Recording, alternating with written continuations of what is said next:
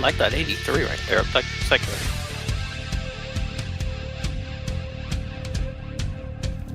Good evening, ladies and gentlemen. Tarnation TV live on the air on Tarnation TV and the Flatout Racing Network. Race number 15 of season finale here at season number 66, the Talladega Challenge at Rolling Thunder Gaming. Lots to go over tonight. We had a server failure last week, so this is the final race. Anyway, my name is Blaine Donlan, joined, of course, by the Flatout Racing Network crew of Kyle Matthews and Seth Cool this evening.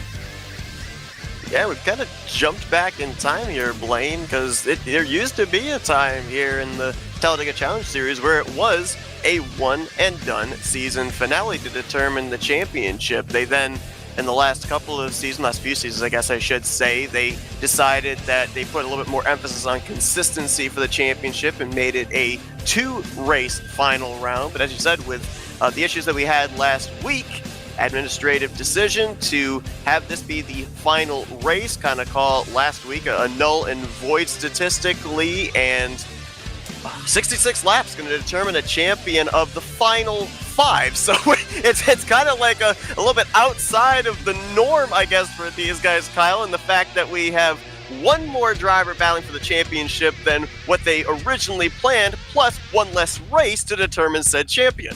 Yeah, it's supposed to be a final four, but it's now a final five, and it used to be, it was supposed to be who had the most points after the last two races. Now it's just be the highest finishing of the five, and you're the champion. Just kind of winging it here. So, but it's got to make things a little bit easier for these drivers. At least they know what they have to do to win the championship. They don't have to go into this race, trying to calculate points or bonus points or anything like that. It's just an all-out race. Be the highest finisher, walk out with the trophy.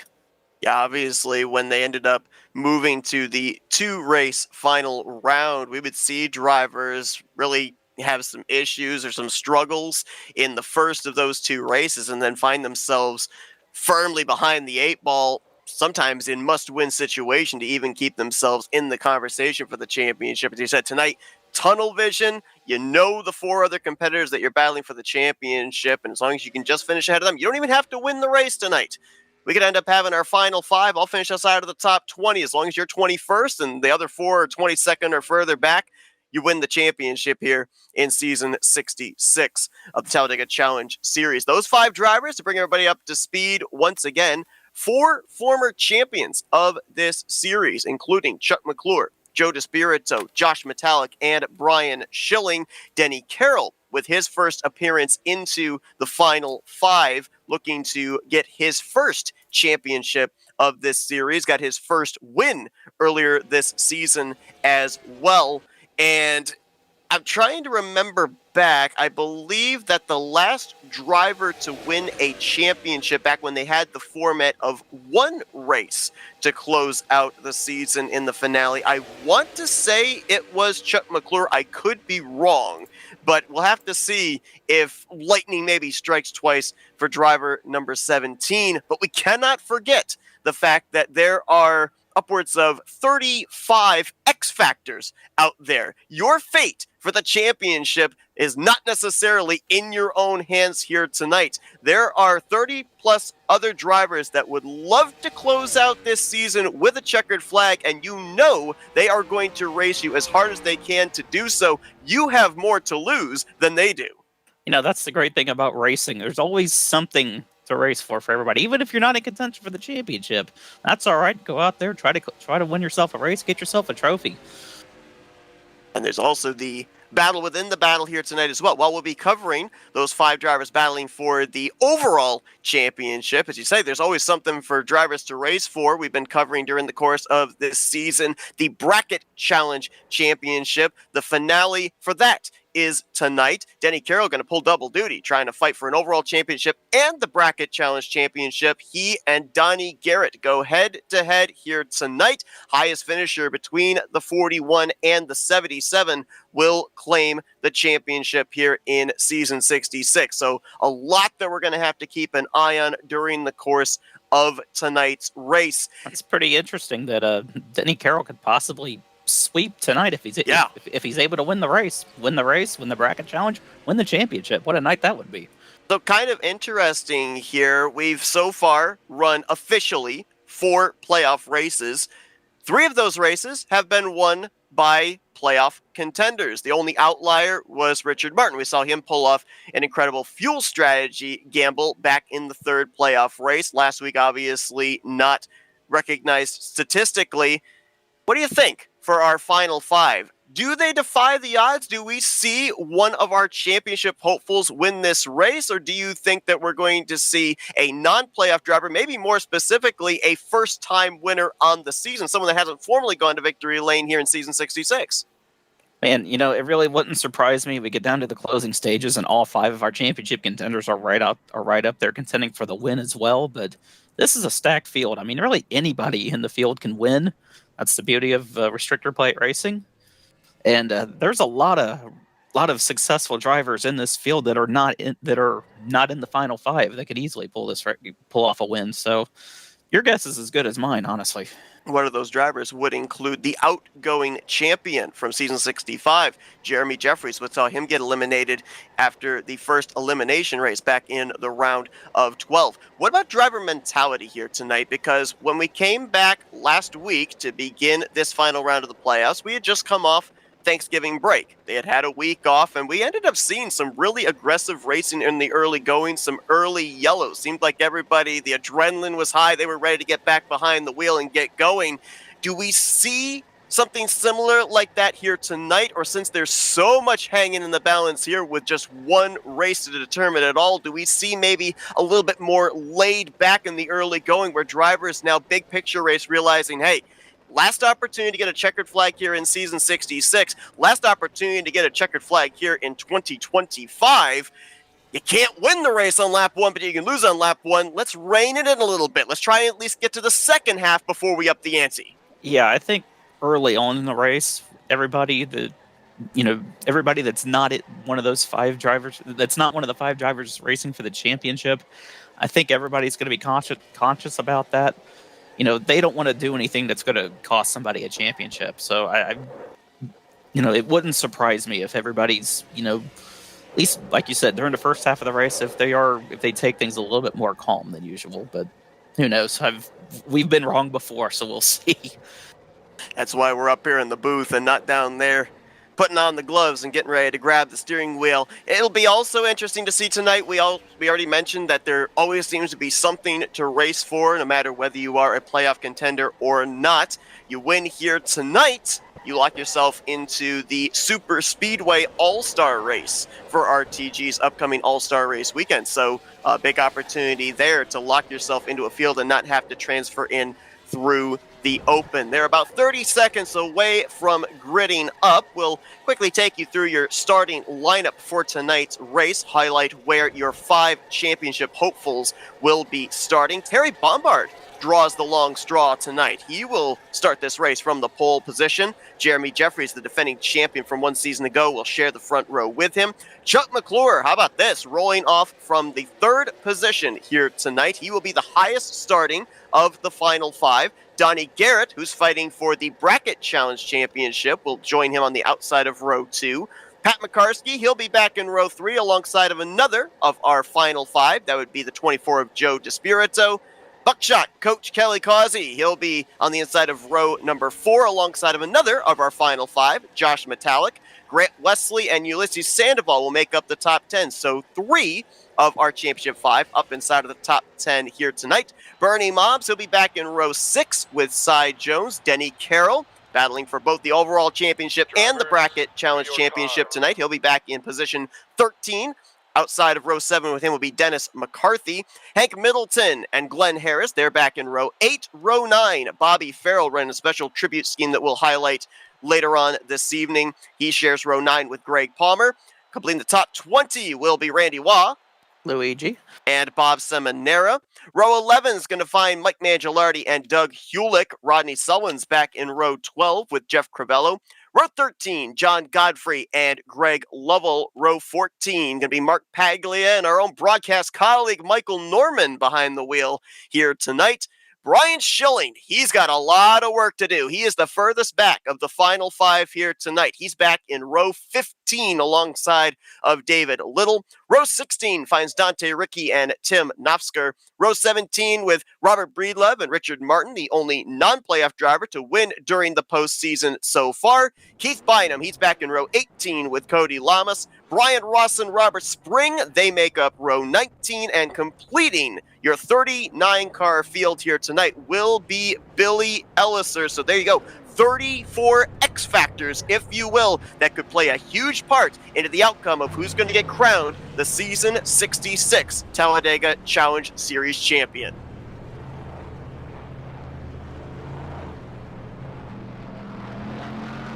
Also the last race on Thursday nights that we'll be seeing the NXS 20 CTS mod on the racetrack, as they'll be migrating their way back over to the Men Cup 2019 mod.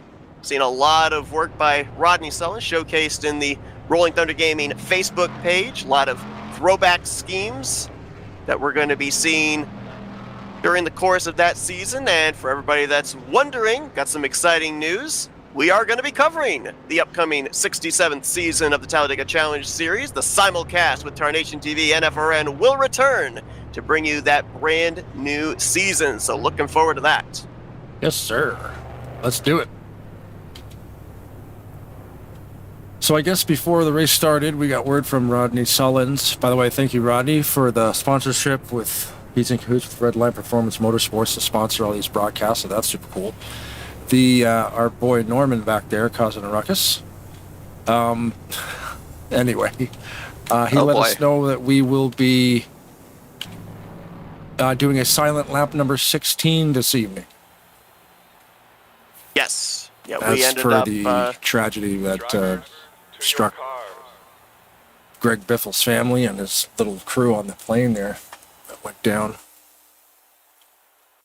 Yeah, the whole NASCAR world kind of fell into a bit of a hushed silence on social media when that announcement came out. There was no confirmation who was on the plane or anything like that, and then was just hoping, praying it wasn't going to be the worst. Unfortunately, we ended up getting that news. So, yep, a lot of old school NASCAR fans, obviously, here in this race, and the Biff was a big part of a lot of people's lives when they were following NASCAR back from, what was his career? It was the late 90s, I think. His rookie year, and I think the first year he ran trucks was, I want to say 1998, and then 98 or 99. He retired in what, 2017, 16? Something like that, yeah. Yeah, because our family, we used to watch a lot of NASCAR in the late 90s and the 2000s, and he's always been there. I was like, looking at the story going, what? And then, sure enough, Googled it up, clicked on the news tab, and everybody had a story about it, so. Yeah, the first ever Cup race that I went to was back in 2005 at the Michigan International Speedway in June of that year, and Greg Biffle happened to win that race. Oh, cool. Honestly, I wasn't a huge fan of him at the time, but,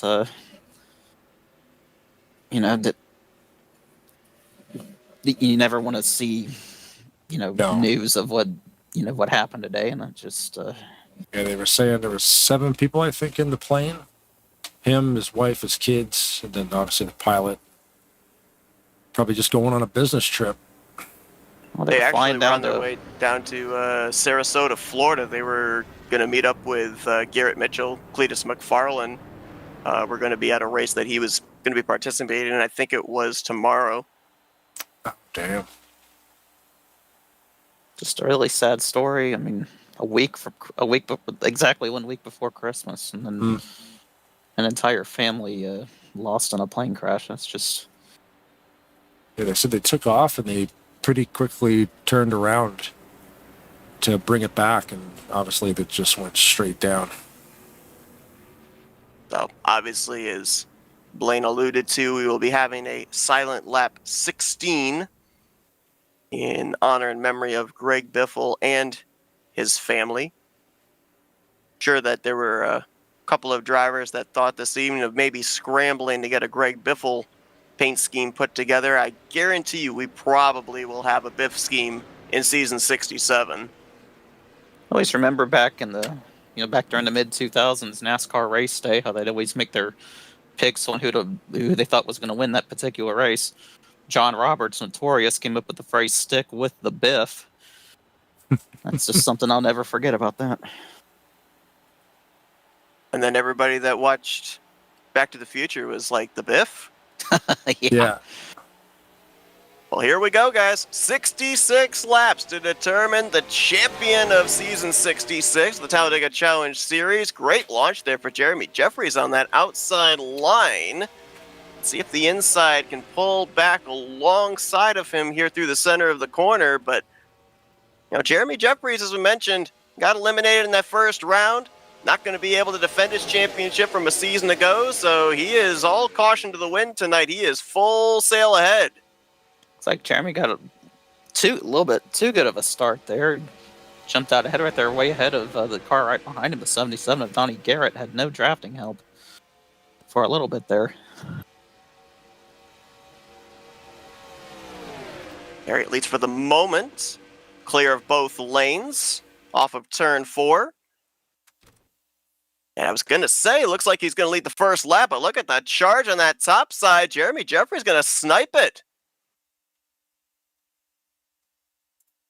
Coming off that victory this past Monday night in the 2025 Happy Holidays 200. Looks like they're already trying to get a third lane going. And you see one of our championship contenders is leading it. That's the 4 of Brian Schilling. He started 31st off the grid, furthest back of the Championship 5. So no surprise to see him trying to gain that track position as quickly as he possibly can. He does have a lot of help back there. I believe that was Doug Hewlick I saw up there behind him. No correction, Dante Ricky. Richard Martin's up there, and Rodney Sullivan's just jumped up in front of the 4 to try moving that line forward as well.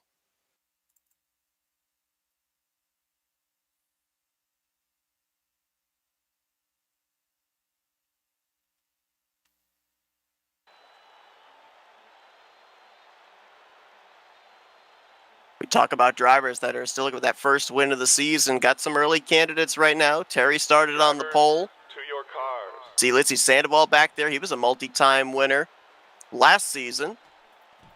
Not in the championship hunt this season. Donnie Garrett still looking for his first win. Pat McCarskey back there. Cy Jones. There's a list as long as your arm there that they'd love to cap off the season with a checkered flag. Still looking for that first one. Joe DeSpirito had thoughts of taking the lead there. Went from the outside to the inside. Was leading that inside line for a split second before Donnie Garrett jumped down in front of him to lead the race. Now remember, for Donnie, yes, there is a 0 in the win column, but his goal tonight is very simple. Stay ahead of the Sterling Marlin throwback of Denny Carroll. If he does that, he wins the bracket challenge.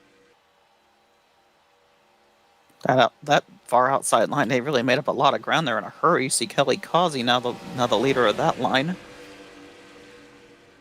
Dennis McCarthy right behind him. Then Rodney, Brian, Dante, who have all been trying to get that third line going pretty much since the drop of the green flag. And as you said, they've made tremendous progress up in that third lane. Drawing back the middle line, inside line getting a little bit of a surge here with this 3-wide racing. Garrett, DeSpirito, possibly Bombard going to be clear. They go through turn 1. Chuck McClure trying to do the same. See these cars kind of bouncing around a little bit. I don't know if there's an issue with the server or something, but they don't. I think that might be Spectator. Or is it on our end? Yeah, I think it's on Spectator. I don't know what it is. In the corners, cars always go side to side on Spectator cam. Then they settle out on the straightaway. Caution, I believe, is out. Yes, it is. Saw these drivers fanning out here. We've got a bit of a parking lot over there in the middle of 1 and 2. I'm sorry, that's 3 and 4. Looked like Harris got down on the apron. A little bit of help, I believe. He was running in the middle of this pack in that middle line as well.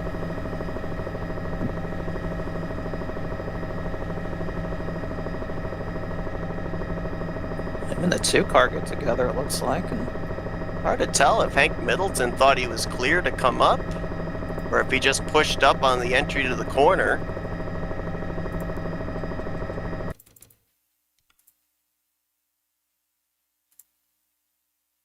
I think he thought he was clear, maybe.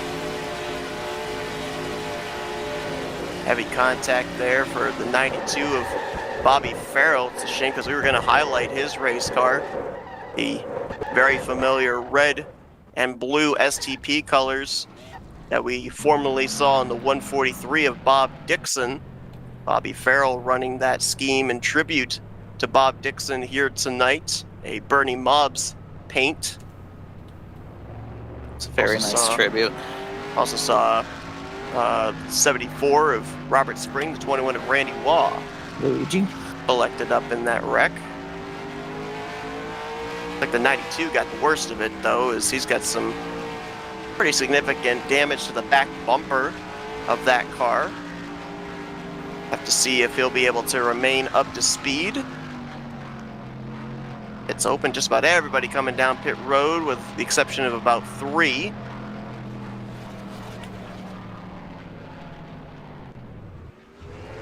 That's McCarthy going to stay out. Chuck McClure and Donnie Garrett almost getting together there.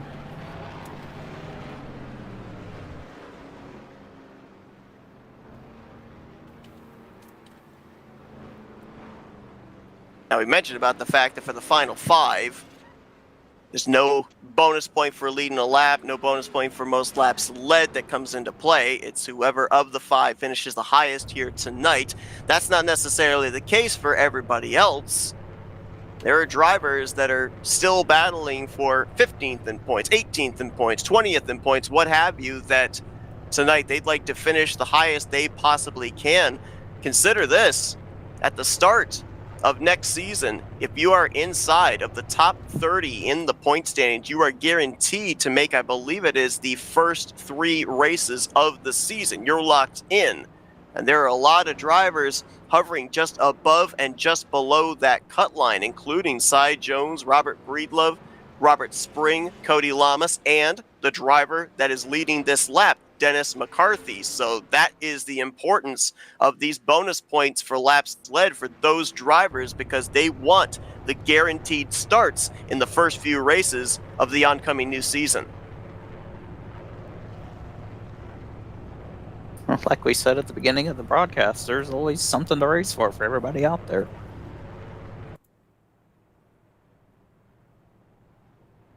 Like Terry Bombard with that number 1 pit stall was able to take the race lead of those that pitted. Well, nope, correction. Joe DeSpirito. Nope, never mind. Thought it was Terry, and then I think he threw in the clutch and Joe went around him. Now he gets his position back, does the 10, so he'll be the leader when we go back green.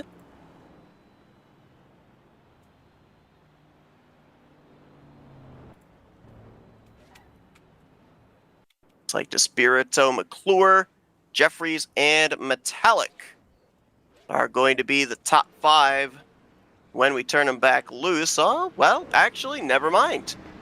But we might have another lap of pacing here, but Robert Breedlove and Jeff Crivello with this early yellow are going to elect to stay out, be a little bit off sequence with everybody else fuel-wise, and they will actually be the front row. So Terry, first off of pit road, will instead line up in 3rd with DeSpirito and McClure going to be the top 5 on this restart. It's an interesting strategy there by Breedlove and the 36 of Crivello there. I mean, when you aren't in the battle for the championship, when you're not a playoff contender, being the last race of the season, why not try something a little unorthodox? You never know the timing that the cautions potentially could fall. Something could work out. Do a little experimentation. Throw something against the wall, see if it sticks. What do you got to lose? Yeah, exactly.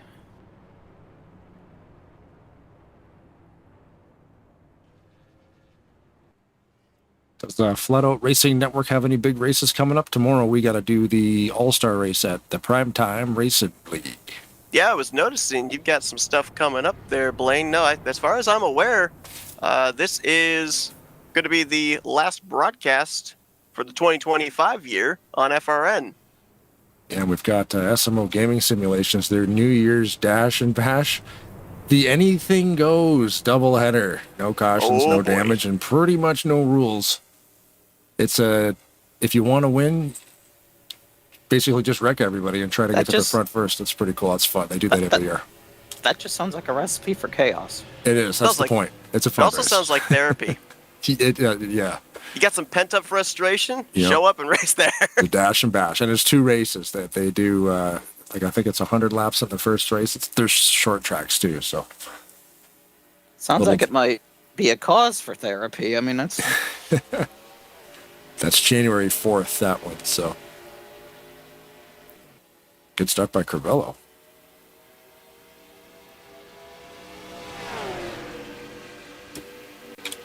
Breedlove's going to get that inside advantage, though. Good push from Terry Bombard. See if he can clear up, or can Crivello, with the help of Despirito, get to that right rear quarter panel. Looks like he will. Yeah, I was just checking there with Robert Breedlove. Mentioned about the fact that he's down there in that fight to get up into the top 30 in points. It's super close.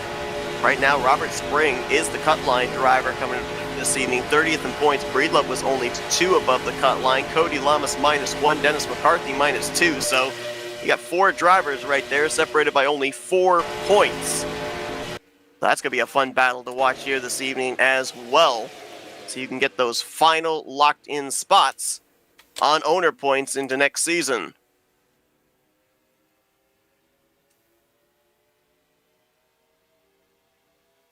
Well, it looks like all 5 of our championship drivers have now made their way into the top 15. Brian Schilling's done a great job since the drop of the green flag, working his way from outside of the top 30 to now almost inside of the top 10. Unofficially, he's around the 12th position. Denny Carroll around 10th.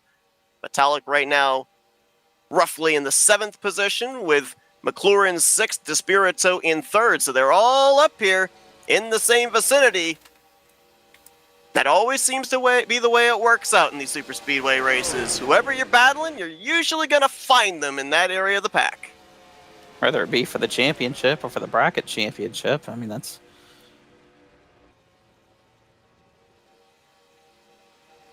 And Donnie Garrett right there as well, yeah. Donnie Garrett and Denny Carroll, not too far from each other. So, I mean, there you go. There's your battle for everything right there. Looks like as now we've gotten up to full song. 92 of Bobby Farrell is off the pace. He's lost the draft, and looks like Glenn Harris might also be in danger of doing the same. So 37 of the 39 drivers that took the green flag are right now up in this lead pack and appear to be at full song. Nice photo finish there at the line between Crivello and Robert Breedlove. Scoring says it was Breedlove that actually got it. Visibly, I thought it was Crivello. That's what I thought too, yeah. Scoring says it was zeros across the board between the two of them. So we would have had to go to the 10,000th to figure out who led that lap. Wouldn't be the first time we'd have to do that for a finish this season. Nope.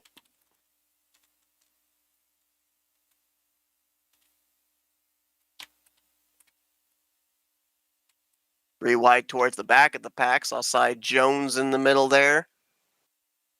This is Sandoval on the bottom. Dave Little up on the top side in the 83. I think you remarked before we came on the air, Kyle, a Cale Yarborough throwback. Yeah, that Hardy's car that Cale had from 83 till the end of his career in 88. Won a couple Daytona 500s at that paint scheme.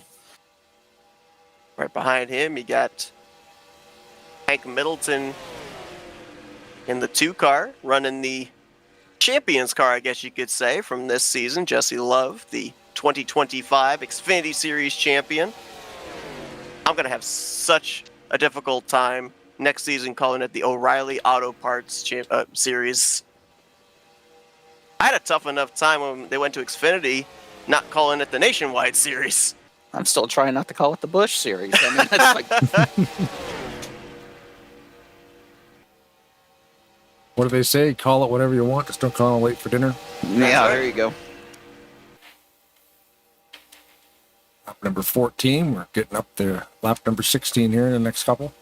Yeah, That's and the keep thing an eye here on the 36 and the 931, because as we start to approach lap 18, 19, 20, we're getting into that range where drivers, if we had gone green since the start, would have had to come to pit road. Remember, those two did not pit. They are leading the respective lines right now, but they are going to have to come to pit lane anywhere from 4 to 6 laps sooner than everybody else. So they're trying to hold their track position for right now, but about 5 laps from now, they're going to have to throw the hand out the window and say, hey, we got to come to pit road. We need some fuel.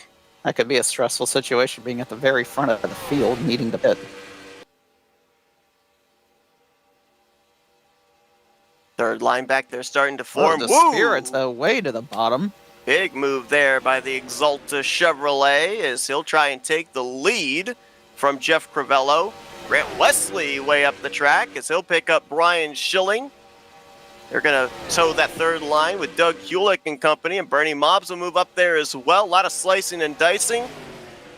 As lap 16 coming up, we're going to take it silent here in honor and memory of Greg Biffle and his family.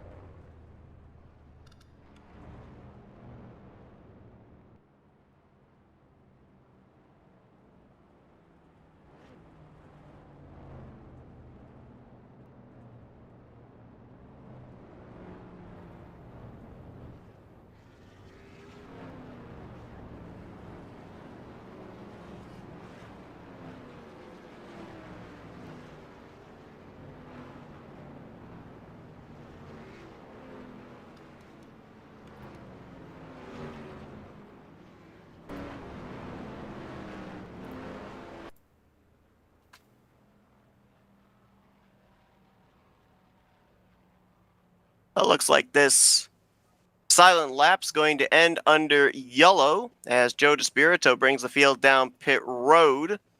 Greg Lovell with an issue there through the tri-oval. Little stack up, it appeared, on that inside line, the cause and effect of this second yellow of the night.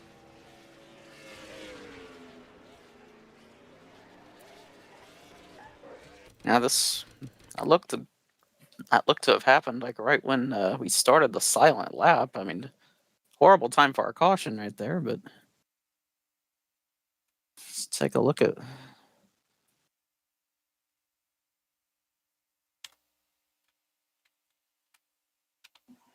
Can't tell if there was a stack up there or if the 880 had a problem. I feel like he definitely checked up. I'm not sure if he made contact with Novsker up ahead of him and it kind of shot his car back, lost him momentum. Too close to tell. He definitely lifted out of the throttle to avoid hitting Novsker in front of him, and then John Godfrey was right behind him.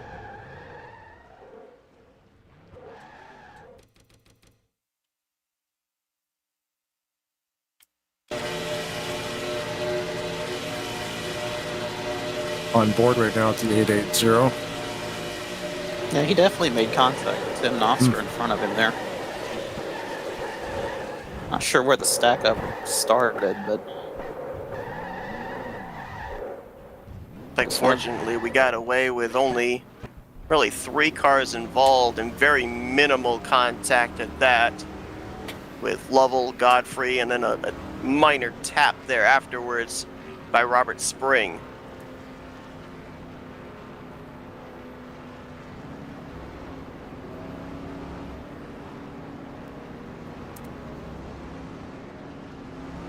A few drivers stay out there under that first lap of caution.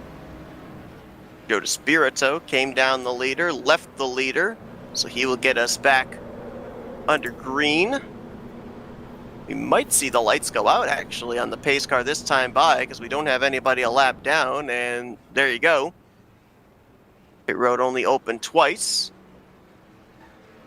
The DeSpirito gonna have Terry Bombard to his outside on the front row, then Jeremy Jeffries, Donnie Garrett, Grant Wesley now up into the top 5 for the first time tonight. Metallic, McClure, Doug Hewlick, Robert Breedlove, and Brian Schilling are going to be the top 10. And Denny Carroll, the only other one of the final 5 that we didn't mention, is going to restart in 12th position. So they're all up here. Throw a blanket over those championship drivers.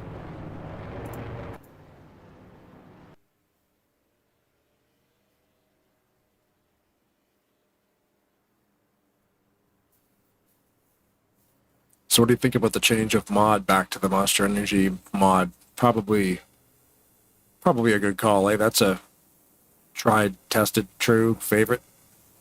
In my opinion, it's one of the 2 best mods for super speedways in the fact that you know what you've got in terms of hitbox. Right. There are so many mods out there where you can pull up behind somebody, or you can pull down alongside of them door to door, and on your screen you're not making contact with them, but the model does not accurately fit the hitbox, and you end up having bumper grab situations or uneven bumps on a straightaway. With the Men Cup 2019, it fits the hitbox perfectly, so you know exactly what you need to do to have an even bump. You know exactly what you need to do to be able to maybe have an accurate door bang if you're coming to the start-finish line to pick up a checkered flag. It's, in my opinion, one of the best mods out there for super speedway racing, so I love it. Plus, it's a little nostalgia because the very first season that we covered here for the Talladega Challenge Series way back, it was the Men Cup 2019 mod, so we're kind of returning to the roots. So you said that was one of the 2. What's the other one? CWS 2015 is actually really good. Okay, yeah, that's a popular one. I was going to say these guys have gone through the truck mods and all that, but yeah, the Camping World mod, that's a good one. I wonder if they're working on a new truck mod. I've heard that they're working on a new truck mod. I can't recall who it was that was working on that project, but that was a few months ago that I heard that rumor. I have heard no update as of yet. Yeah, and I know when you check Armory Digital, Mystical has the little progress sliders down the right side of his website, like, Yep. Secret project, 85% done. I'm like, what is it? A track, a mod, a sound pack? You don't know. The guy literally does everything. So interesting to see what he's got on the burner too. I believe that the last Truck Series mod that we got, the CWS 2015 mod, I'm pretty sure that was either Team Omega or a Sim Racing Design mod. And I don't legit, believe Sim 10 Racing years. Design exists anymore, and I don't think Team Omega does either, so I don't know who'd be taking on the project. Yeah, and who did the Gen 7 mod? Bullring. Was it Bullring, the newest one? Oh, the newest one. Yeah. The newest one, I think, was... What's it called? Frontline Design. Full Circle Racing Full Designs. Circle. Yes, I was going to say it's FCRD, yeah. Full Circle, yeah. So, maybe they're working on something too, because Could be. a lot of these mod teams, man, every time, a team makes a mod and maybe the team falls apart, but then there's like Full Circle, like Armory Digital, just raising the bar, I don't know how they do some of the stuff they do, but just when you think you've seen it all, bunch of these technical mod creators, they all band together and come up with something, find out a new way to push this engine even farther. That Men Cup 2019 mod that we'll be going to next season was a design of Splash and Go graphics. Okay, yeah. Driver I used to race back in the day, back when FTF existed, and Sim Racing Association, Cosmin Ishinoshu, I believe that's how you pronounce his name. There were so many pronunciations for his name, I don't think anybody ever got it actually correct. I never even tried to pronounce his last name. I just knew him as Cosmin. That's it.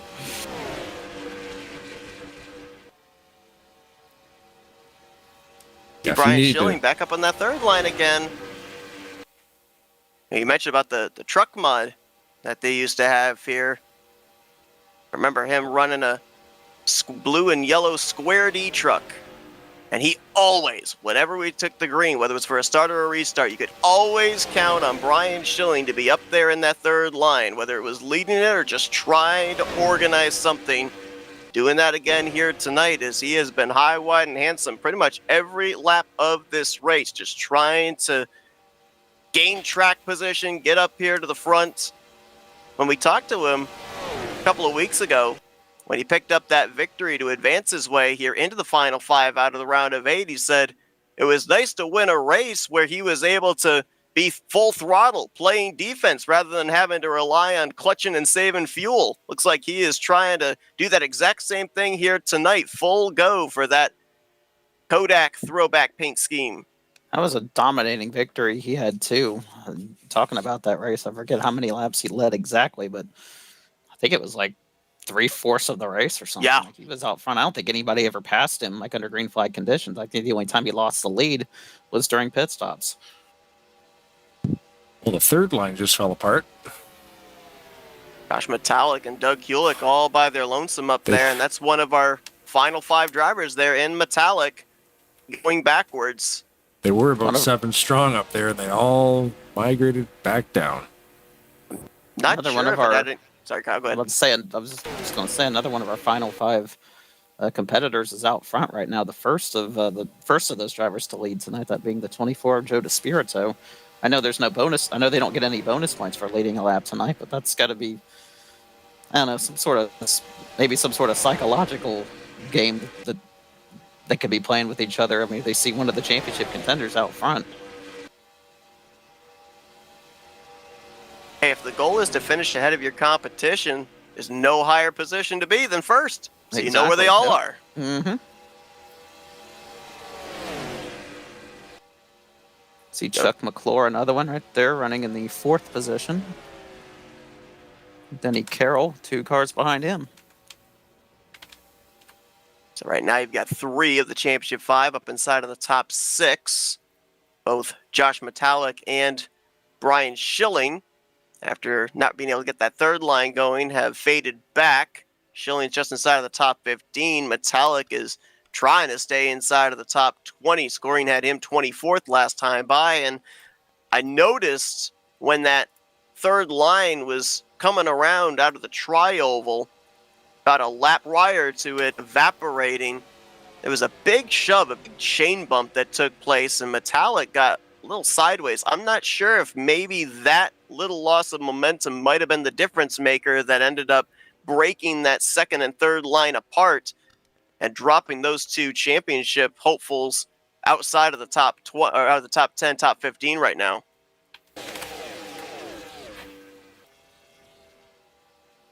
Now here comes Jeremy Jeffries. He's got help from Grant Wesley and Chuck McClure. Jeffries is going to take the lead. The Spirits are going to be back on the inside, and now he's got Terry Bombard right behind him.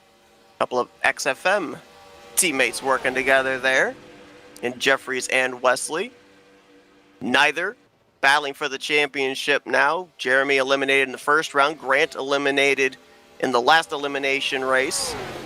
Had a second place performance in the first race of the round of 8. Was hoping that was enough points to lock him into the final 4, as he was not there for the elimination race. Was at the Gateway Dirt Nationals, but unfortunately he didn't garner enough points. Would have loved that golden ticket the week prior. So now 2 drivers that are former champions of the series, looking to close out the season with an exclamation point heading into season 67. And now they're getting a third line going again on that outside, and who's leading it? None other than Brian Schilling. Got Ulysses Sandoval up there with him. Rodney Sullins, Josh Metallic. There's Brian Rosslin up there as well in the 6. He started out back and has worked his way steadily forward. Same for Richard Martin. He started towards the rear of the field too, and he's on the inside line, right behind the 41 of Denny Carroll. Only non-playoff driver to go to victory lane during the postseason. Now Chuck McClure making a move for the race lead. Whew. Look at the movement up here at the front. We Boy, are slam drafting right now. Come on, guys. We're not even halfway. There's a chain reaction right there. I thought something was going to break out there, but some aggressive bumping going on up front. I think they're racing for a championship or something. Yeah, you know, I'm starting to get that feeling. Yeah. Letting everybody know you're there.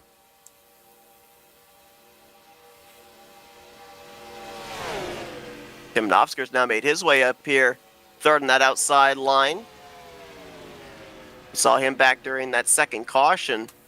He was towards the tail end of the mid-pack area.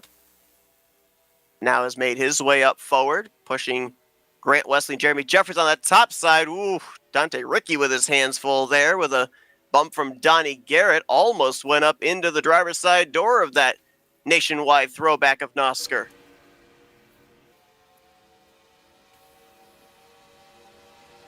Once again, the 88 and the 088 right with each other. Just like I keep saying about how the numbers work in this series. Outside line continues to get that momentum they need to keep Jeremy Jeffries out in front. Trying to tow Grant Wesley and Nofsker and Schilling clear of Chuck McClure, who continues to battle on that inside line with help from Ricky and Garrett. It's like for the most part, they've given up on a third line. There is a third lane way back there with Pat McCarskey and company, but that's outside of the top 25 right now. Everybody up here at the front intend to run side by side, 2 by 2. And that continues to give the advantage to that middle groove. Now Nofsker jumps to the bottom, right in front of Brian Schilling. He's going to be side by side with Wesley. Might get the lead here, too.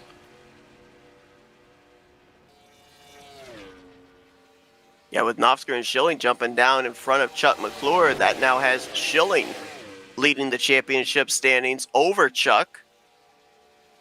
17 kind of boxed in right now. A lot of these moves that we're seeing here, and maybe the same when we get towards the end of this race, while it may look like it's an offensive move, I think that was a little both offensive and defense. Yep, go to the bottom so that way you're, when we eventually get to a potential round of green flag pit stops, you got that easier access, but at the same time too, keep the 17 right behind you. Nowhere to go. He can't go to the top side. He has to stay pinned to the yellow line. He's got no choice but to stay on your back bumper in your rearview mirror. Speaking of pit stops, we saw somebody come down pit road. It looked like the 29 at first glance. You are correct, Mike Mangialardi. Kevin Harvick throwback. A little early to be coming to pit lane there.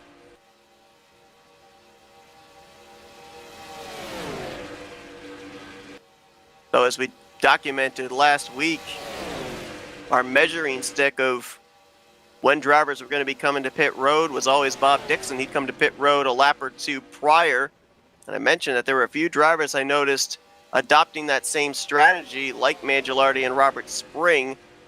Does not look like that's actually the case here, though, for Mangialardi, as he completed his service, and he's actually now taking his car back behind the walls. So Mangialardi in the season finale will finish in the 39th position. Now we got Ulysses Sandoval now to the inside looking for the lead. Getting help from Tim Nofsker. Mangialardi came into this evening 21st in points, so he should be safe to lock into the top 30. And you mentioned Sandoval, he's actually one position behind Mangialardi coming in tonight. 20 points in arrears, 22nd in the standings, but finish up inside the top half of this field, he could end up finishing out the season overall 21st in points.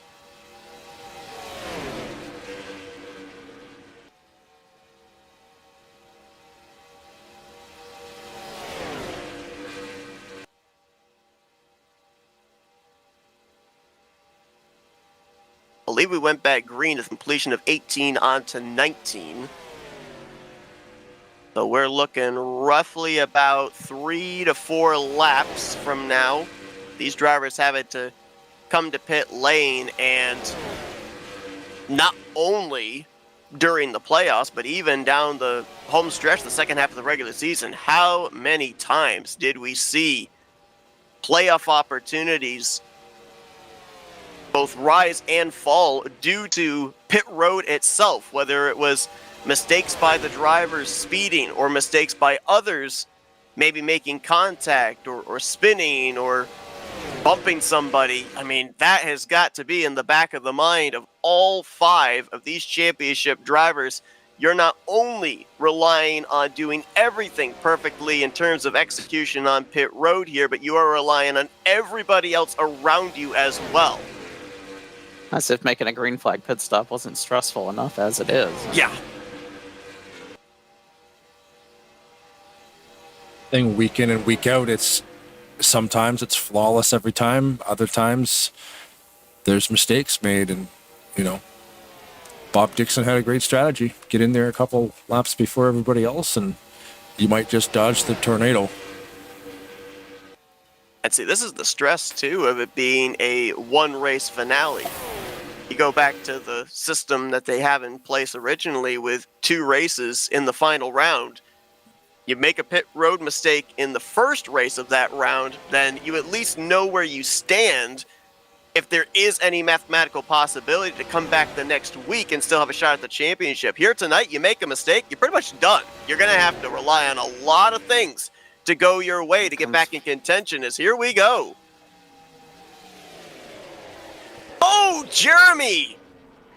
Way too hot. Locks them up. Yeah.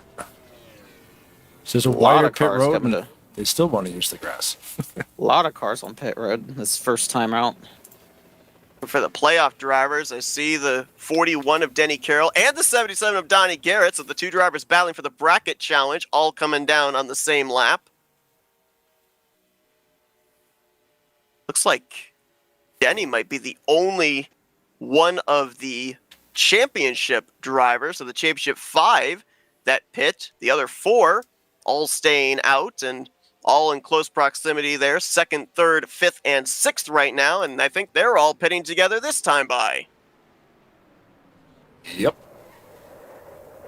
Oh, Ryan Russell into the wall. And that created a wall right in front of a bunch of other drivers, including Keith Bynum and Greg Palmer. Like Cody Lamas and Greg Palmer got together.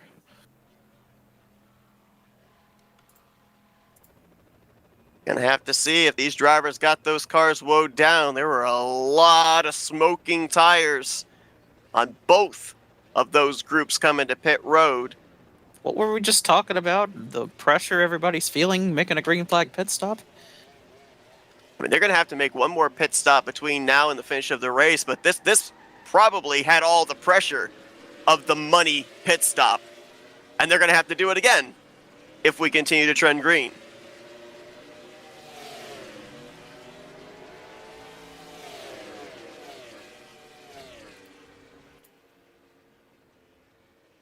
Ryan Schilling right now is the leader. We'll see if he cycles out as such.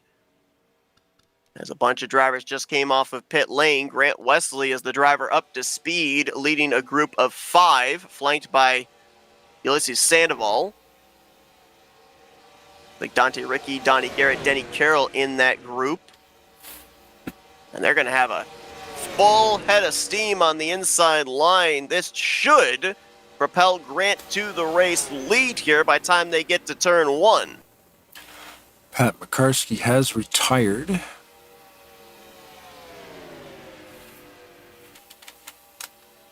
Looks like he'll be the second retiree of the evening, joining Mike Mangialardi. And those pit stops really broke up the field. Karski came into tonight's 38th in points, one top 10 on the season, so he'll be a driver next season if they end up having knockout qualifying that will be fighting in the first couple of races to lock himself into the field on speed.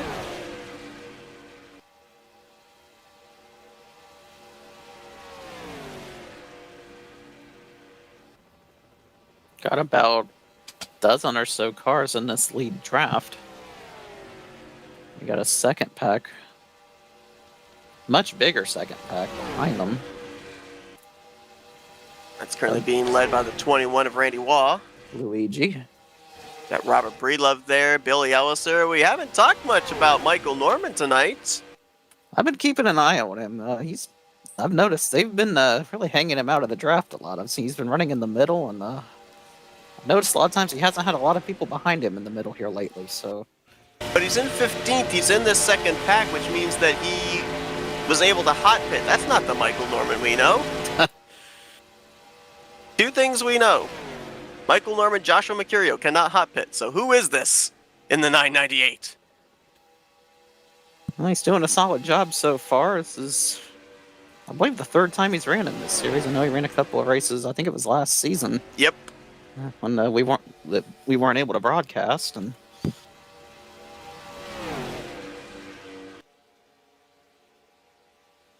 right now, all 5 of our championship hopefuls are in this lead pack, all scored inside of the top 10. Ryan Schilling right now would be the unofficial champion as he runs in 3rd.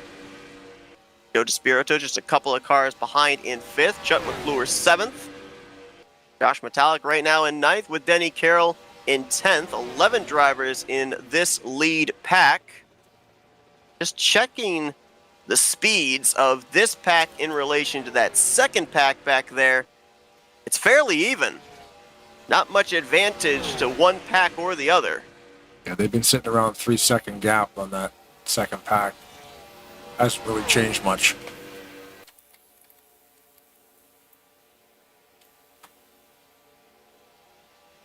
Saw the one of Jeremy Jeffries really lock them up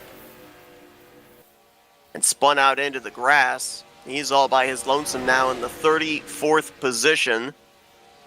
I'm not certain. I don't believe that he got a 30-second penalty because he did make the commitment cone, and I'm amazed he got that thing woed up to pit road speed because he was at 107 miles per hour when he crossed the commitment line and somehow was able to keep his foot on the brake until it got to 55 miles per hour. That might have been why we saw him spin out, because he had those rear tires locked up a ton. But he and quite a number of other drivers now are clamoring for a caution to get back into this thing. Robert Spring, Dennis McCarthy, Jeff Crivello, Cy Jones, David Little, Mark Paglia would fall into that category. And then you've got drivers that are battling to stay the first car one lap down to get one of the 2 available lucky dogs. Right now, those spots would go to Glenn Harris and Brian Rawson, who just went a lap down on that previous lap. you see Jeffries not too far ahead of the leaders right now. Yep. Too. He's back there with the 92. He'll more than likely get bypassed, if not this lap, the following lap. Bobby Farrell off the pace after being involved in the first caution of the night. He was 2 laps down, now make it 3 laps down.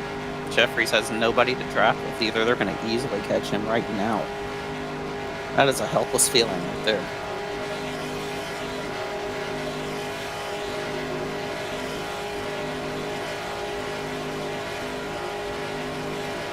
Of the weekly series for RTG, this is the last one to wrap up. All the other ones wrapped up last week.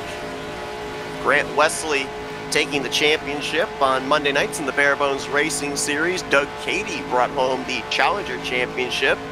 And then on Wednesday nights, it was Jeff Supta taking the championship. Bobby Farrell brought home the Challenger Championship. So Mondays and Wednesdays have been determined. Tonight we determine the Thursday night championship here for season 66. And next time by, we'll be closing in on 20 laps to go. These drivers do have to make one more trip to pit road here. And we're looking at that final pit stop potentially placed within the 10 to 15 laps to go range. So there's a bit of a window as to when you want to make that final pit stop. No pressure. Not at all. And probably no tires. Well, maybe one side. It depends on if you lock them up, I think. If you're going Yeah. with just, again, to a can and a half, then I think you're going with no tires. I don't think you're going to have to take on 2 cans of fuel to make it the rest of the way. I'm seeing roughly, my math is correct, a lot of these drivers... Oh, someone just blew up! Dante Ricky just blew up in the middle of the pack! Just threw in the clutch. Let's see if this doesn't bring out a yellow. He's off the line. Yep, offline. He's thrown in the clutch to make sure that won't be a debris yellow. The question is, will he be able to twist this around to pit road? Smoking again. This might bring out a debris caution. We'll have to see Still here. green so far. Yeah, I'm thinking if he stays off the racing line, he's probably going to be all right. Think we're good. Boy, it takes a lot of discipline there to know immediately to throw in the clutch. So that's the trick, eh? To stop it from bleeding all over the place. Yep. If you throw in the clutch, then the game will not recognize that you are dropping debris, and it will not throw the yellow. So great job there by Dante. What a tough break, though. Runs a part-time schedule here on Thursday nights. Was up here inside of the top 10. I believe he was in the 8th position at the time, and a random engine 11. failure with less than 20 to go. You don't see too many of those, but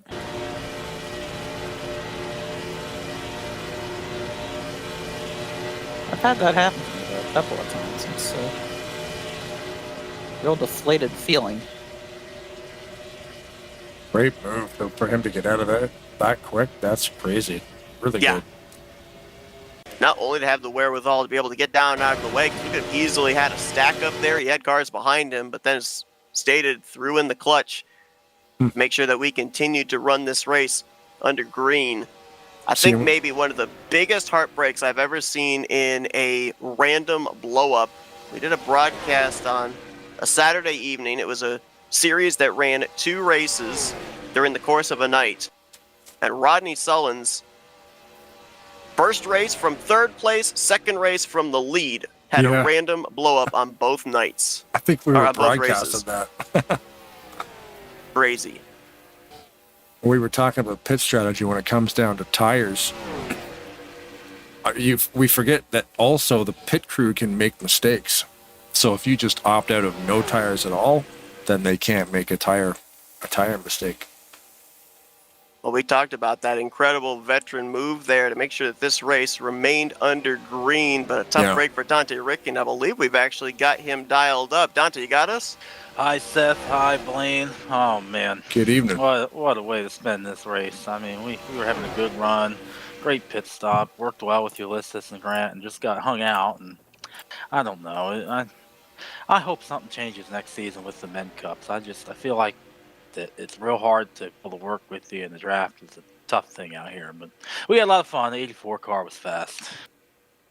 Well, that's certainly good to hear. We hate the fact that you're done for the night so early. As you mentioned, great execution there up in this lead pack with a shot of closing out the season with a checkered flag. I mean, obviously, we're up here just trying to visibly gauge what's going on. Oh, we got trouble in the back.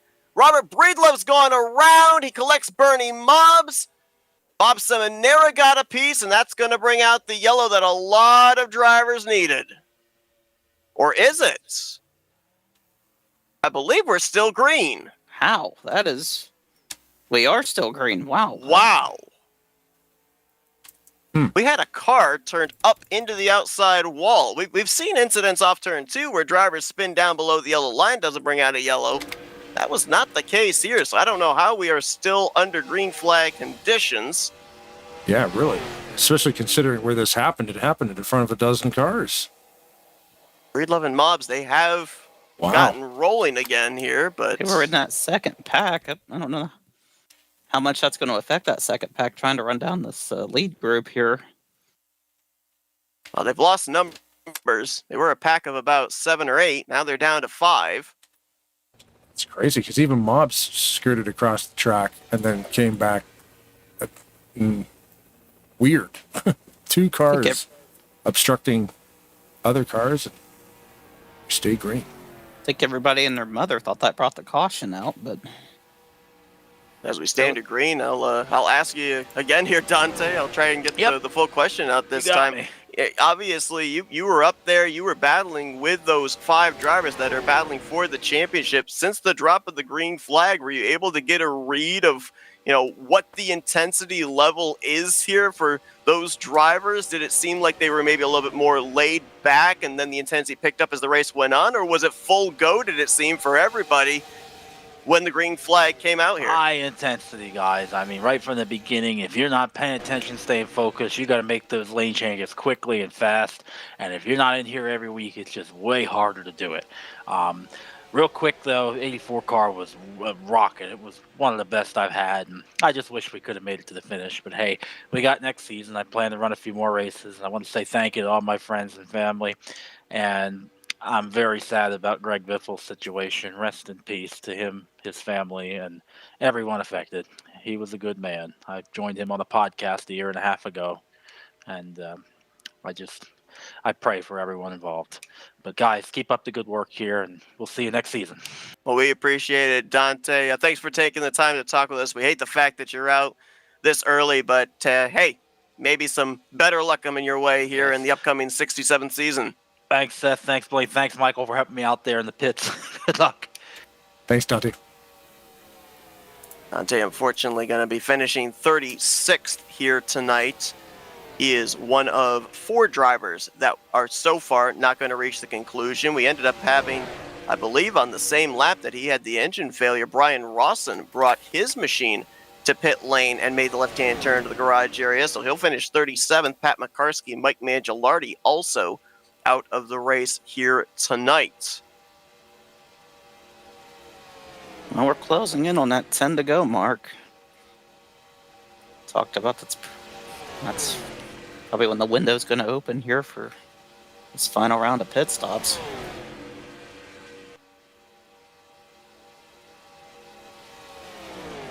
If they can get to the completion of lap 56, they'll be able to make it on a can of fuel. But if they're just short of reaching that mark, they're going to have to come down for a can and a half. Some might be risky. Some might go for just the can and maybe see if they could catch a yellow in the closing stages and maybe do what DMAR did a few weeks ago, be able to clutch and save fuel under pacing to make it the rest of the way. I'm seeing some radios light up. I believe that our leader is amongst those. Grant's coming in, Bernie Mobs, Breedlove, Schilling's coming in. I think most of our lead pack is coming down this time, including that bright neon yellow Quaker State Toyota Supra. All right, well, this is the money stop right here. Oh, somebody locked a couple of tight squeeze. Despirito. Not Ronnie Sullen's got into his left rear quarter panel. He saved it, did Despirito, but that's a lot of track position loss, and I don't know if that's a guarantee that he'll leave with that lead pack or not. It's the first of our championship contenders to have any sort of trouble here tonight. Well, Grant overshot his stall. That could be costly for him. I believe we had most of our championship drivers come in. I think one driver may have stayed out, and that was Denny Carroll. He's all by his lonesome here, but he may have the safest entry to pit road this next time by. Not a bad strategy, honestly. I mean, yeah, you want to pit with some people. You don't really. It's not ideal to pit by yourself at Talladega, but at least you're not going to get caught up in anything pitting by yourself. Gets it down to 55 miles per hour. Looks like Michael Norman also stayed out. Here comes a big pack behind him with Hewlett, Lamas. I believe these are drivers that were back in a third group after that cycle of the first green flag pit stops.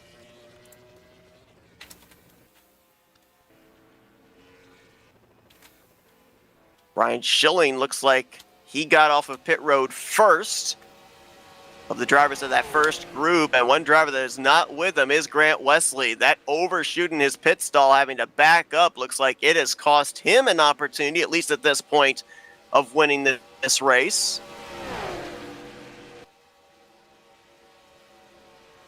And Carroll leaving pit road there with McCarthy, but I don't know if he's going to stay up in this lead group. We may have just 5 championship drivers in the lead group down to 3.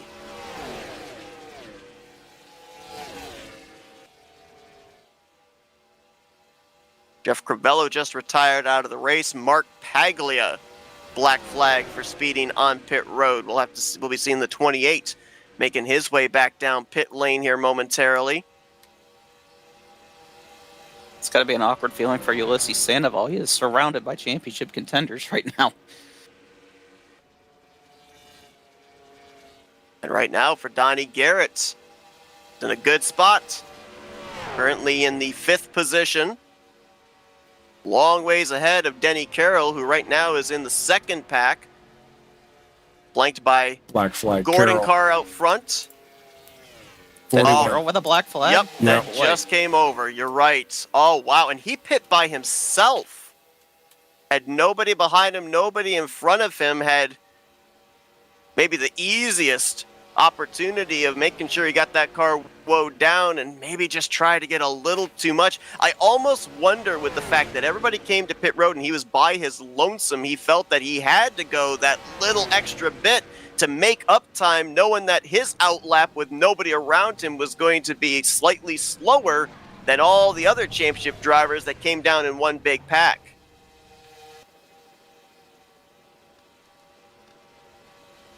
Hagley is also on pit lane, serving his black flag penalty. But barring any caution coming out, and it would have to be sooner rather than later, Donnie Garrett is in good shape to take the Bracket Challenge Championship with Carroll having to pit. Now, the question is, if we go green to the end, or at least get ourselves into that point of no return, is it Schilling, McClure, or Metallic that's going to win this championship? Right now, they make up 75% of the top 4, and the highest finisher is going to win the championship. Right now, we said it coming in. Champion doesn't have to win the race, but right now, with where those 3 are positioned, it almost seems like it is a must-win situation for them. Yeah, because it's 1-2 right now. That's a pretty big gap 1, 2, they 3. have. That's a pretty big gap that this top 5 have, including the lap car of Jeremy Jeffries all the way back to the 6th place car, which I believe is Joe DeSpirito. 6 seconds in arrears, though, for the 24 car. And I don't believe he's got enough drivers with him or enough laps on the board to be able to run down that lead group. Looks like we are clear on black flags. Everybody has served their penalties and didn't get any new ones. Sometimes that'll happen. Got to do a drive-through penalty and speed again, and then they're going to make you stop the next time.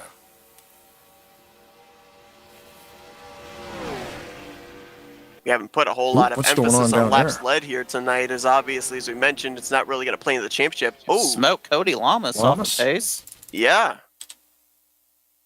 Did he Like he spin might have- out? I think he might have gotten It's turned about to the 3 or back 4 straightaway, cars. possibly. Yeah. Oh, wow. Ellisor Oh, is there was a up and lot of cars. We had a rolling. flip. Yeah.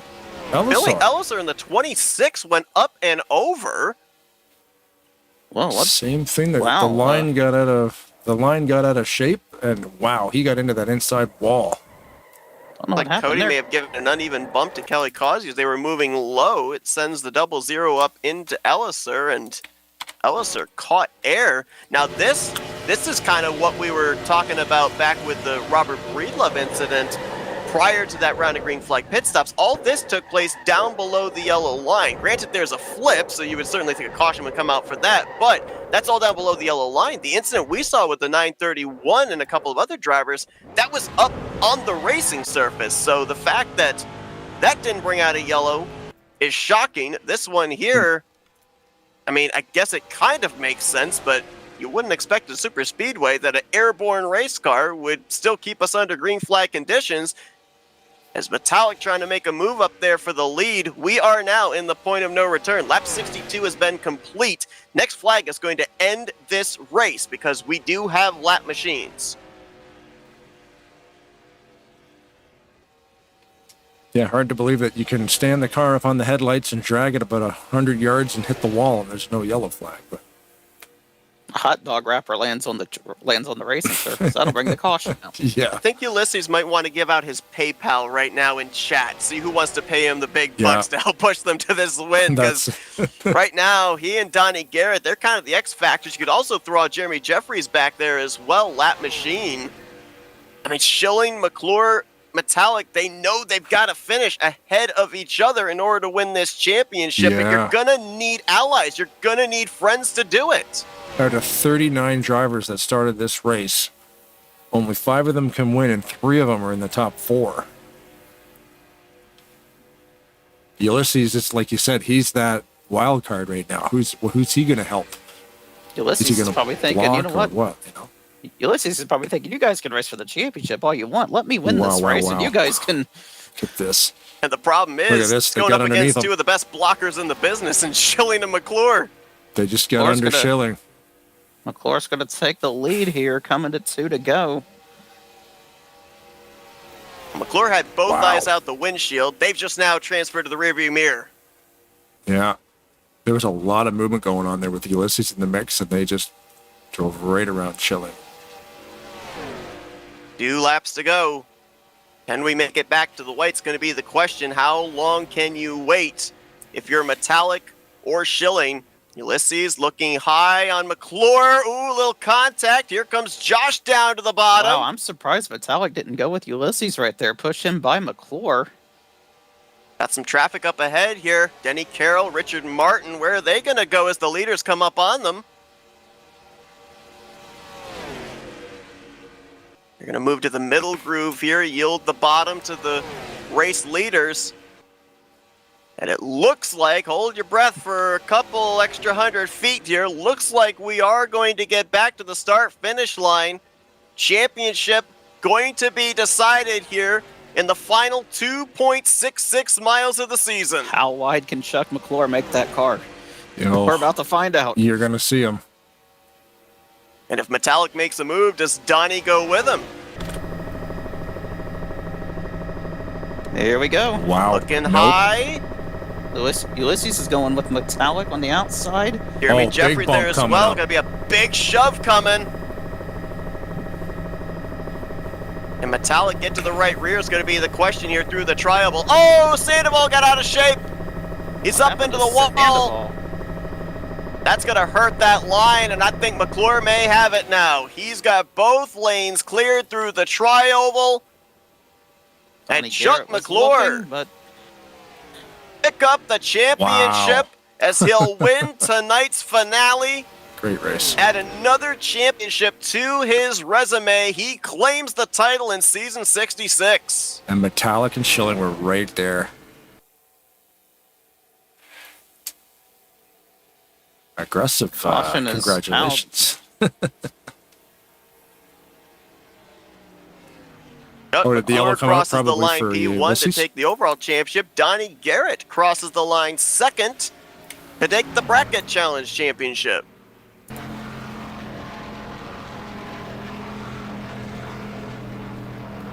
want to know what happened to Sandoval right there on that last lap. Did he make contact with somebody and that send him up into the wall or what? That was... Yeah, I'm not sure if he and Jeremy maybe got together. Does that really hurt that outside line when the Josh Metallic was looking for a move there? Oh, no, I wonder if his game froze or something.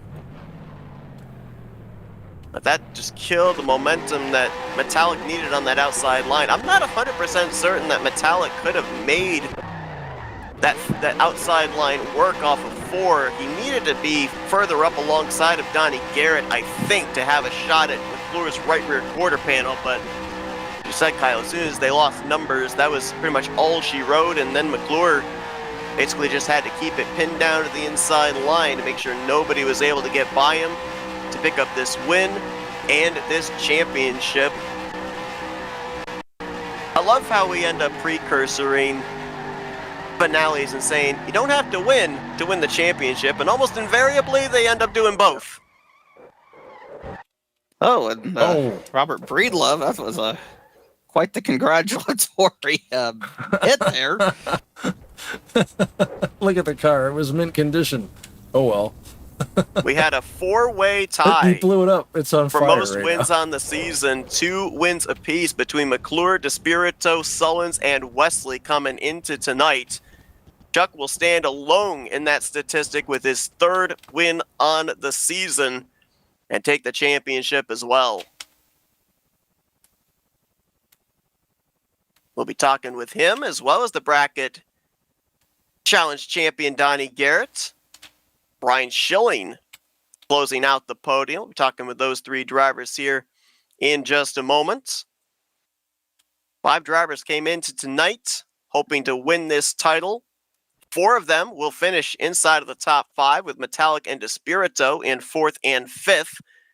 The speeding penalty on the money lap for Denny Carroll will have him finishing out 23rd in tonight's season finale. I see commentary. Is that a ghost? I think it is. Now Apparition? we know it was a poltergeist that was driving the 998 because we know that the actual Michael Norman can't hot pit. Shut up, I got lucky. No, I got lucky. I seriously did. I didn't know Did a good ghosts job tonight. talks No, like that. That's a good run tonight, Michael. 16th on the lead line. Yeah, I got freight train at the end. I'm so glad somebody mentioned about because I completely forgot that 1 can gets you 10 laps. So someone was like, around that final pit stop, was like, so what, 1 can get you 10 laps, right? And somebody said yes. I said, thank you. Well, Michael, there's a cardinal rule in NR: never work with a generic car. So I mean, I got freight trained quite a lot in that race. I never noticed work with that. a generic car, and then never work with a generic car with rookie stripes. There was a lot of times you were in the middle, and there was like absolutely nobody behind you or in front of you. Well, there was a so lot of times where I should have went to the 3rd lane, and I just didn't I didn't even look in time. I was watching the front, trying to make sure I didn't run over somebody. Then I look in my mirror, and it's like, oh, look, there's a 3rd lane. It's too late. And then that coming to the first round of green flag pit stops, I was stuck in the middle. I was like, please let me down. I probably could have stayed out 1 extra lap that time, but I chose not to. And then I don't even know what happened. How I lost all that ground on that first round of pit stops. Well, certainly looked like a wild race for us up here in the booth, and we heard from Dante, and kind of sounds like from you, wild race there inside the cockpit as well. Dante's, I guess you could say his ignition went out, so his engine didn't fully blow, which is why the caution didn't come out.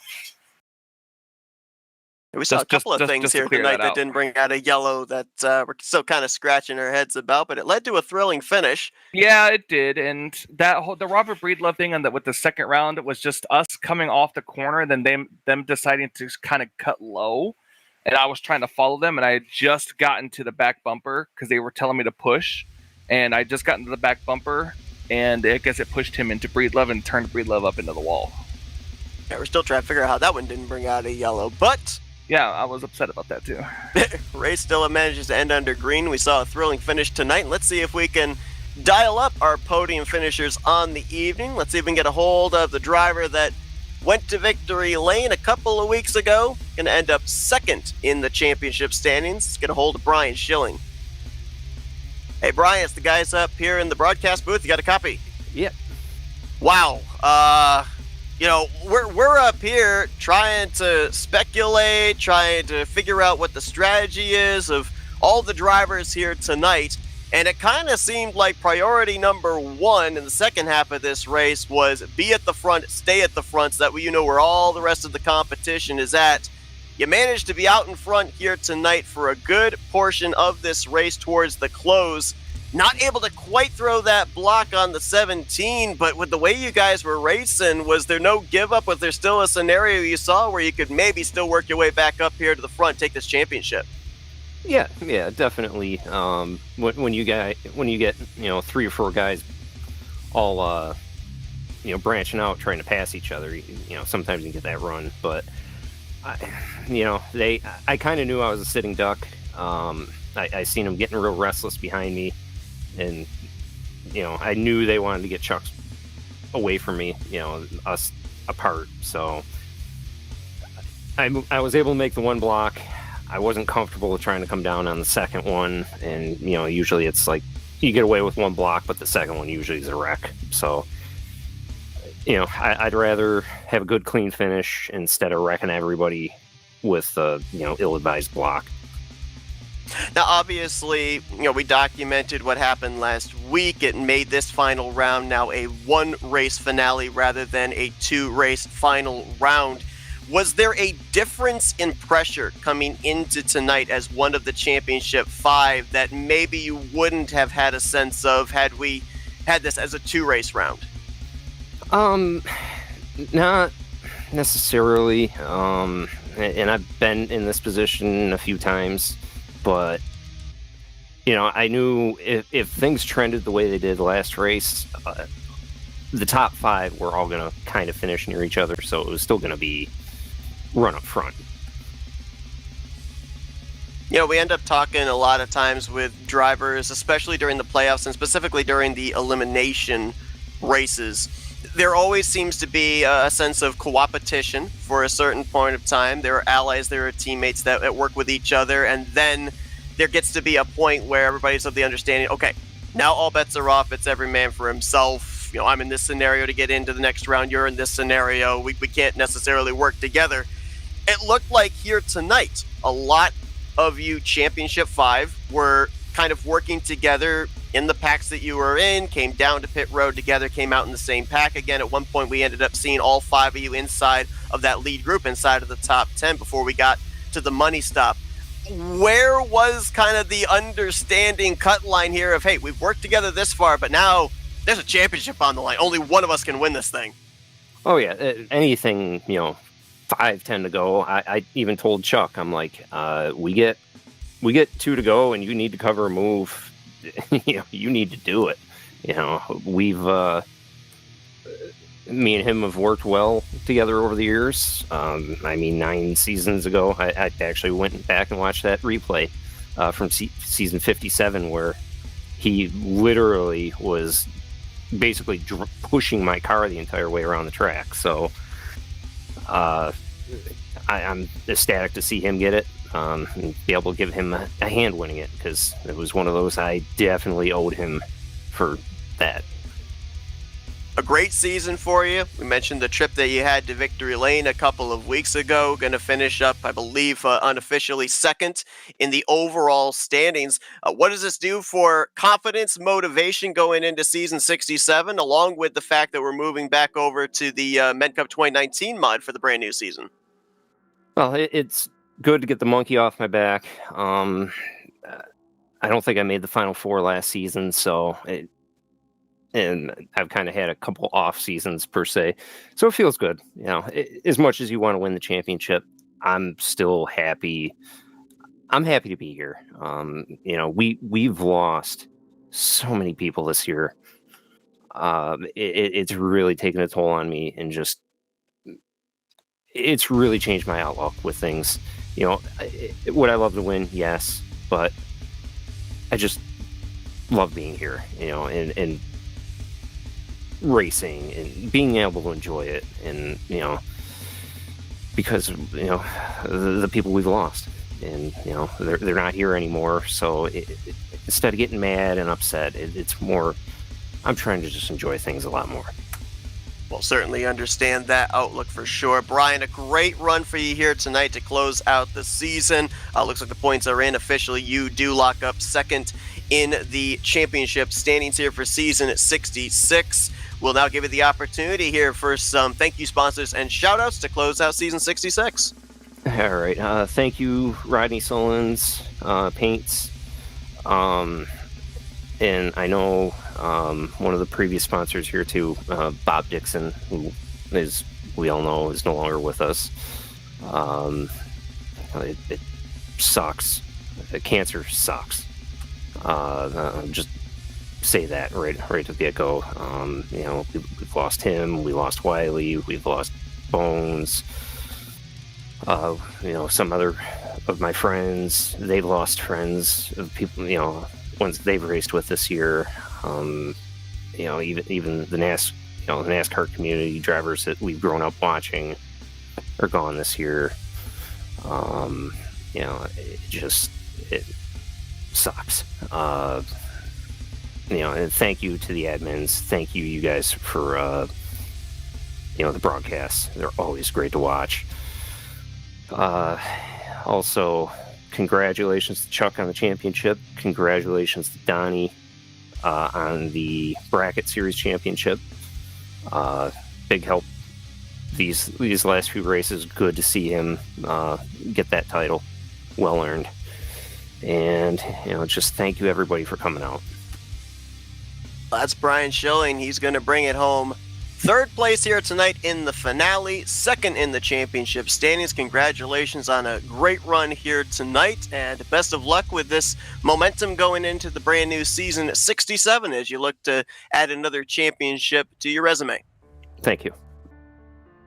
Brian Schilling going to finish officially 5 points out of the championship here tonight. Speaking of champion, let's dial up one of our champions. Runner-up finish here tonight nets him the Bracket Series Challenge Championship. Let's get a hold of Donnie Garrett. Hey, Donnie, it's the guys up here in the broadcast booth. You got a copy? Woo! Yes, sir. Man, I'll tell you what, Nature Boy, you had a heck of a final couple of races here to close out the season. It nets you the Bracket Challenge Championship. I believe, if I'm looking at this correctly, 4 finishes inside of the top 5 in the last 5 races. You finished the highest in the point standings of those that were not in the playoffs, and you bring home the Bracket Challenge Championship here tonight. You were in a safe spot up in that lead group. We saw the 41 get a penalty, so as long as you kept that car pointing in the right direction, you were going to bring the championship home. But hey, you were also in the conversation for this race victory here tonight. How much was that on your mind to maybe get the Bracket Challenge Championship and a checkered flag to close out season 66? I tell you, any other night I probably would have did it, but I had a shot. I think Schilling knows me, so I was getting ready to go low on Chuck there because I think Schilling would have pushed me. But again, I didn't want to screw up that group going for the championship. Of course, I'm going for my own championship, so I just figured, you know what? I knew we come up on Denny there. I'd heard he got a black flag, and I was like, you know what? I'm just easing along. There was no pressure on me. Just don't wreck, and just held on, and I just pushed whoever was in front of me, and they come out good. End up second, and them boys better be glad I wasn't in that championship because they might have been in trouble. Yeah, for sure. We ended up seeing you a top 5, top 10 car all night long. Obviously, we talk a lot about momentum, whether it's during the season or at the close of the season in preparation for a new season. I mentioned about your stats here in these final 5 races. 4 finishes inside of the top 5 in these final 5 races of the season.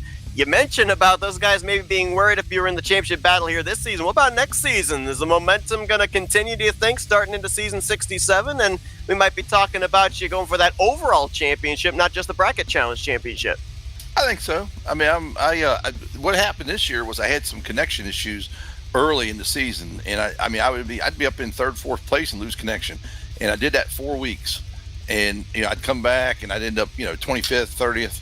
And so that's what got me out. Yeah, I got close to the championship, for the championship 12, but just didn't make it because of those finishes. And so I had a great season. It was a great season. It just was those couple of races where I had some connection issues, or I'd have been there fighting with them. And but it was fun. A lot of respect up there. A lot of great. I'd tell you what, some of the greatest drivers, in my opinion, in the country, right there in that little group that was up in the front. And I mean, we trust me, that I was holding on as tight as I could, but a lot of respect was given up there, and we had a blast.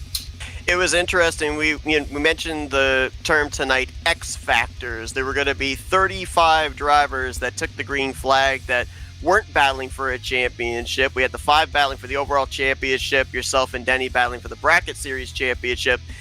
Obviously, in the closing stages of this race, we had 3 of those 5 championship drivers up there in that group. How much wheeling and dealing was going on the radio for you? Because we were kind of looking at you and Ulysses, maybe Jeremy as well, as those that could be the deciders as to who was going to take the overall championship here tonight.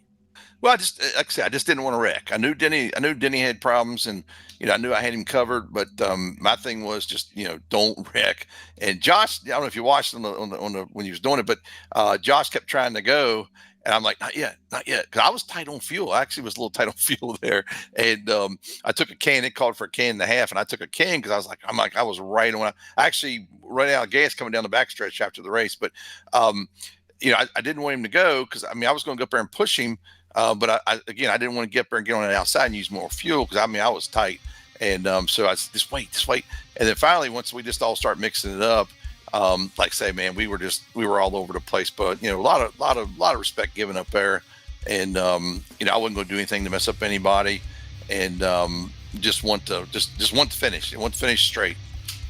It's interesting you bring that up because we noticed the number that you guys were coming in on, and I wondered if any of you were going to be possibly trying the gamble there of taking on a can. So definitely interesting to hear that you guys were very, very close on maybe not even reaching the finish on what you guys had in the tank. But Donnie, you do bring it across the start finish line in second. A great close to the season for you. You pick up the Bracket Challenge Championship. Had to fight your way to do it as well. Had to fight your way through the loser side of the bracket to get up there into the finals, and then able to take it here in this final race of the season. Congratulations on a job well done. And before we let you go, floor is yours for thank you, sponsors, and shout outs. Yeah, thank you guys. I tell you what, I forgot to do this last time. I'm going to give a big old shout out to Bones.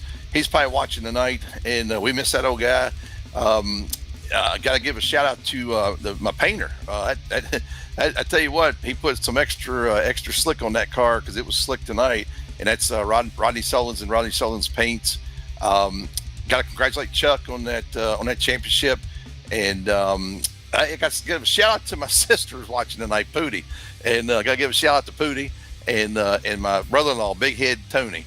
So I got to give a shout out to them, and they're watching tonight. So give a shout out to them. And hey, tell you what, man, watch this old 77 car next season. But hey, man, they're going to change the mod on me.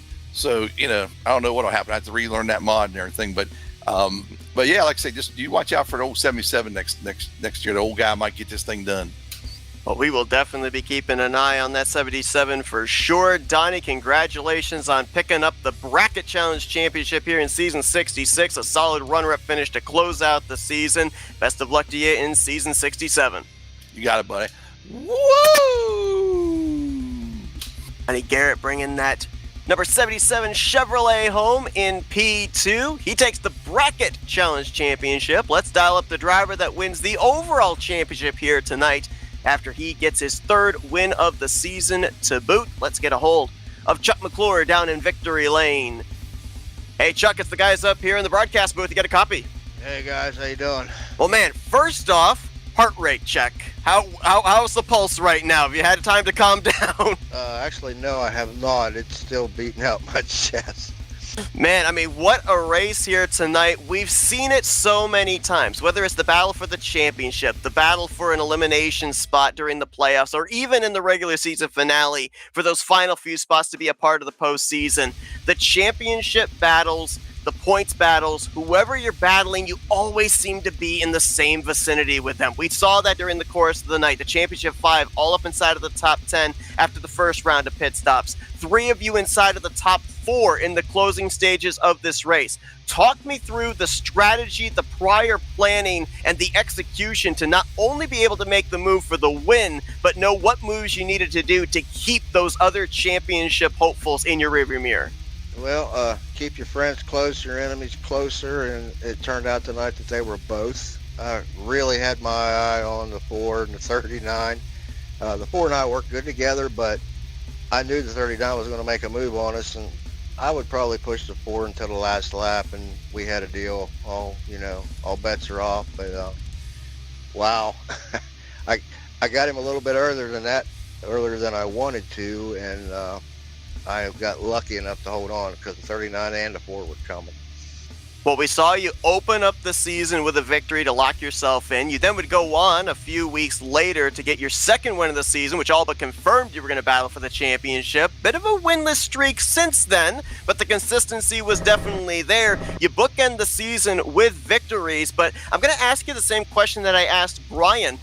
these last few seasons, of course, we implemented the 2-race final round. So there was obviously an emphasis on consistency between the 2 races. And if you made a little bit of a mistake in the first race, at least you kind of knew where you stood in the final race of the season. We had the issues last week. We're coming into tonight. It was 1 race decides all. Was there a difference in pressure coming into tonight as opposed to what a scenario might have been had we had the 2 races in this final round? Tonight was a ton of pressure. We used to do it like this 1 race, and I love that. But tonight, oh man, like I said, my heart's still beating out my chest. I would have rather had two races. Had something unfortunate happen last week. Worse things have happened. It's not a big deal. But the 4 and I ran good last week, and we would hope to stretch out a little bit and just make it between the 2 or 3 of us this week. And didn't work out that way. All those guys, all 5 of them, 4 of them, super tough. Never got away from them all night. And believe me, I was looking more out the mirror most of the time than I was the windshield. Yeah, we definitely expected that for sure. I mean, incredible season for you. You stand alone statistically with most wins on the season. Your 3rd one here tonight. You pick up another championship here on Thursday nights. So now we've obviously got a mod swap that's going to be taking place going into next season. What is the motivation? What is the goal for next season now as you look to maybe go back-to-back, defend that title? I mean, do we see any change in strategy, or are we going to have a carbon copy of what happened here in Season 66? I hope it's a carbon copy. I love new things like the new mods. I usually do pretty good. Yeah, if we could repeat next year, that'd be great. I want to be champ all the time. Well, there you go. Well, Chuck, we won't keep you from continuing your celebration. Well-deserved championship here after an incredible season. But before we let you do that, we're going to turn it over to you for victory lane and championship. Thank you, sponsors and shout-outs. First off, I want to send out my prayers and condolences to the family of Greg Biffle. Great driver, great guy. He's going to be missed. My teammates, Mark, Tim, Brian done a heck of a job pushing me tonight. I pushed him as well. And Ultimate Garage Floors pushed me to the win. Donnie, thank you. There's just too many people to thank. All the admins here, especially Sheck. He's been doing a lot of work behind the scenes that we don't ever get to say his name or forget, and we shouldn't. He does a lot of work. Josh, Tim, all the guys, Prime.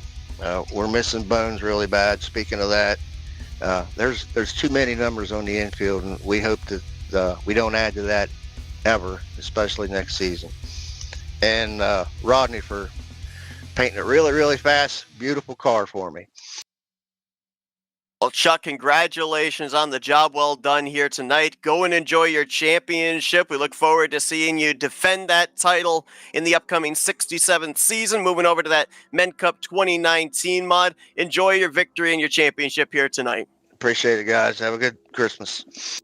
Congratulations, Chuck. Thank you, sir. Chuck McClure, your season 66 Talladega Challenge Series champion. I think one of the things I loved about this season is now we bring down the curtain on season 66 is there was never a clear runaway favorite.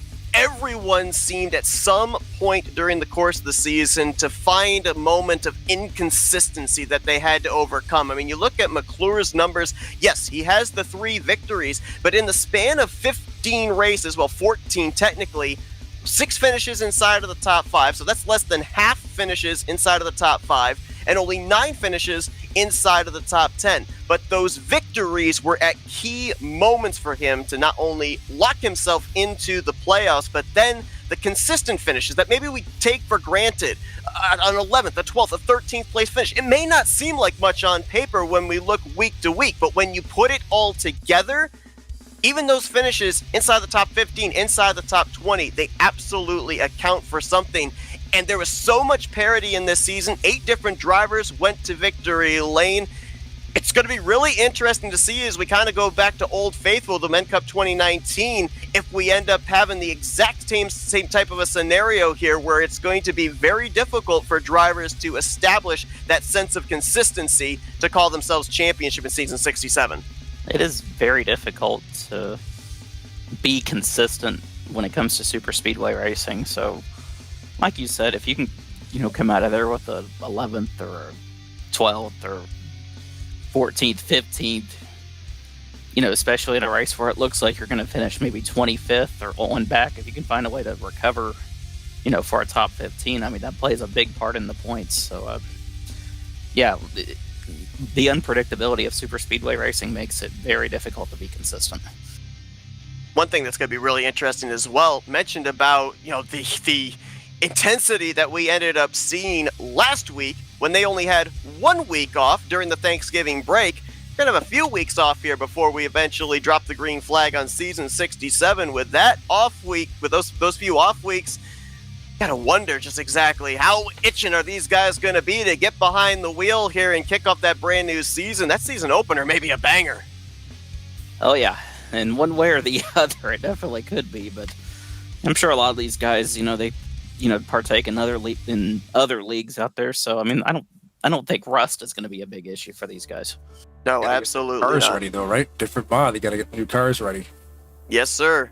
Seen a number of previews of paint schemes that we're going to see on track next season. They look beautiful out of the Rodney Sullivan's paint shop, and looking forward to seeing them on track for sure. Well, guys, incredible season, and hey, we get to do it all over again here when the new season rolls around. Looking forward to that. Yeah, thanks again to Redline Performance Motorsports and Rodney Sullivan's Paints for sponsoring this whole thing. It looks like they're doing it again. Absolutely. We are looking forward to it Thunder for Gaming, sure. Of course. Yes, absolutely. Well, we appreciate everybody that tuned into our coverage here tonight during the course of this entire season. We hope that you guys will join us for season 67. Our congratulations to Donnie Garrett. He is the season 66 Bracket Challenge champion. And Chuck McClure, the winner of tonight's season finale, is your season 66 overall champion on Thursday nights for the Rolling Thunder Gaming Talladega Challenge Series. We appreciate you joining us here tonight. We will see you guys next season. As for Kyle Matthews, Blaine Donlin, I'm Seth Cole. Thanks for joining us on the simulcast with FRN and Tar Nation TV.